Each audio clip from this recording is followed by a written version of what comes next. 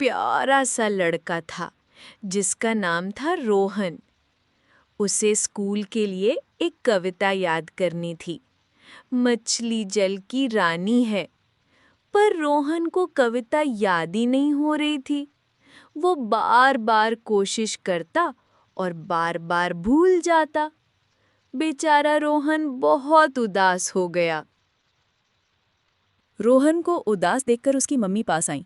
उन्होंने प्यार से रोहन के सिर पर हाथ फेरा। मम्मी ने कहा, रोहन, परेशान मत हो। ये लो, थोड़े से बादाम खाओ। ये तुम्हारे दिमाग के दोस्त हैं, तुम्हारी मदद करेंगे। रोहन ने मम्मी की बात मानी और एक बादाम मुंह में डाल लिया। जैसे ही उसने बादाम खाया, एक छोटा सा जादू हुआ। उसकी आंखों के सामने एक चमक हुई और पॉप की आवाज के साथ एक छोटा सा सुपर हीरो बाहर आया। वो था सुपर फूड सेना का बादाम भैया।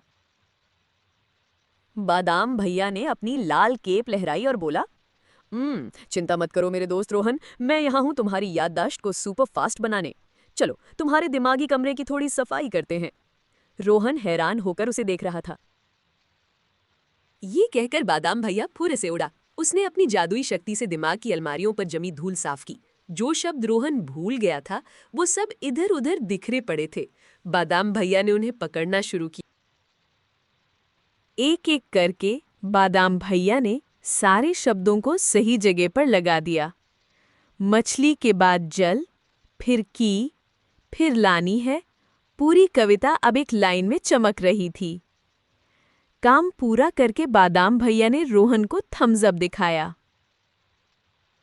उधर असली दुनिया में रोहन की आंखें अचानक चमक उठी। अरे, उसे सब कुछ याद आ गया। कविता उसके दिमाग में बिल्कुल साफ साफ दिखाई दे रही थी। उसने खुश होकर चिल्लाया, मम्मी, मुझे कविता याद हो गई। रोहन खुशी खुशी अपनी मम्मी के पास भागा। उसने बिना रुके, बिना अटके पूरी कविता सुना दी। मम्मी ये देखकर बहुत खुश हुई और उन्होंने रोहन के लिए खूब तालियां बजाईं। रोहन का चेहरा आत्मविश्वास से चमक रहा था। अगले दिन स्कूल में टीचर ने जब कविता सुनाने को कहा तो रोहन ने सबसे पहले हाथ उठाया। उसने इतने अच्छे से कविता सुनाई कि सबने उसके लिए तालियां बजाईं। टीचर ने खुश होकर उसे एक गोल्डन स्टार भी दिया। अब रोहन रोज खुशी खुशी बादाम खाता है। वो जानता है कि सुपरफूड सेना का बादाम भैया हमेशा उसकी मदद के लिए तैयार है और उसका दिमागी कमरा अब हमेशा साफ और तेज रहता है ना मजेदार बात?